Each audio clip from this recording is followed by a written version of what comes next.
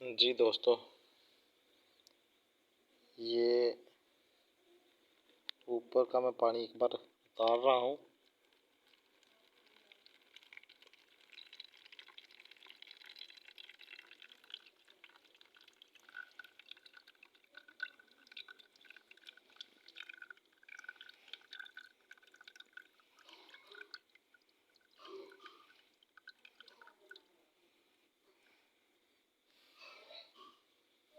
ये हमारा पारा नीचे बैठा हुआ है।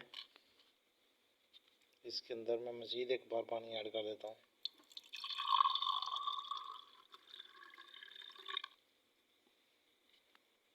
ये पानी ऐड करके इसको एक बार फिर रख दिया ताकि इसकी तेज़ाबियत ख़त्म हो जाएगी। ये जो है इसके अंदर से तांबा निकाल लेंगे।